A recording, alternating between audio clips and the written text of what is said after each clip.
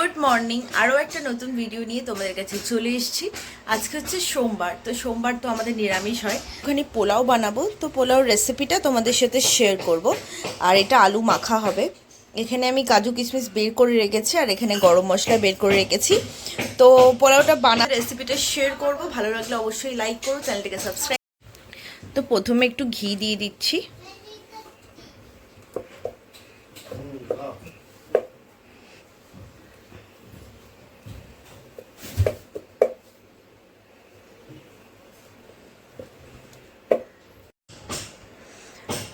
তো ঘিটা গরম হচ্ছে, এরপরে প্রথমে আমরা কাজু কিশমিশটাকে ভেজে নেব। ঘিটা গরম হলে কাজু কিশমিশটা দিয়ে দেবো।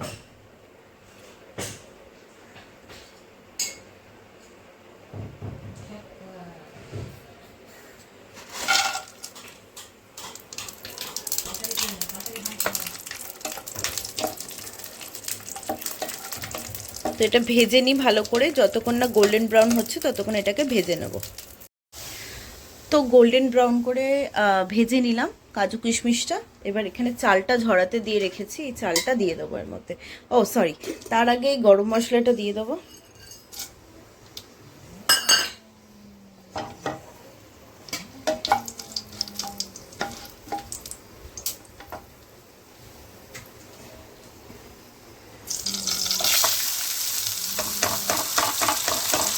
চালটা পুরো দিয়ে দিলাম। এবার চালটাকে ভালো করে ভাজবো।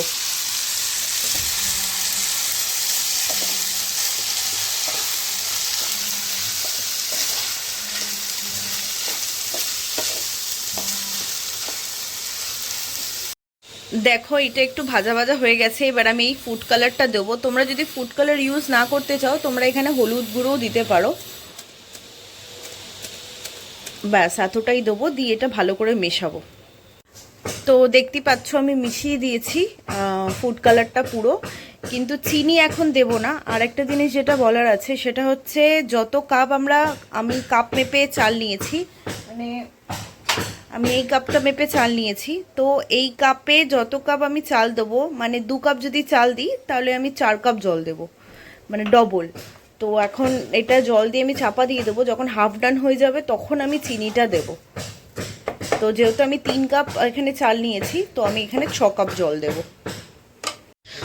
জল দিয়ে দিয়েছি মেপে, আর এই কাজু কিশমিশটাও এর মধ্যে দিয়ে দেবো। এবার এটা হতে থাক, হাফ ডান হয়ে যাবে তখন চিনি দেবো। এখন এটা চাপা দিয়ে দিচ্ছি।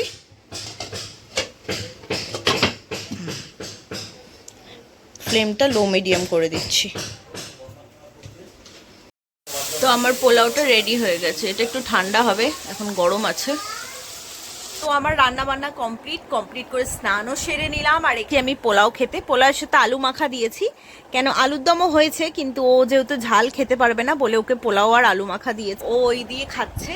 বাকি আলুর দম হয়েছে আর কালকেকার একটুখানি মাংস ছিল, তো ওই দিয়ে ওই সব মিলিয়ে ঝুলিয়ে খাওয়া হয়ে যাবে। আর আমরা খাবো হচ্ছে জল ঢেলে ভাত। কালকে রাত্রিরে ভাতে জল ঢেলে রেখেছিলাম, আর আলু মাখা করে রেখেছি, আর বাবাকে বলেছিলাম ফুলুরি আনতে। তো ওই সব দিয়ে মিলিয়ে মিশে খাওয়া হয়ে যাবে।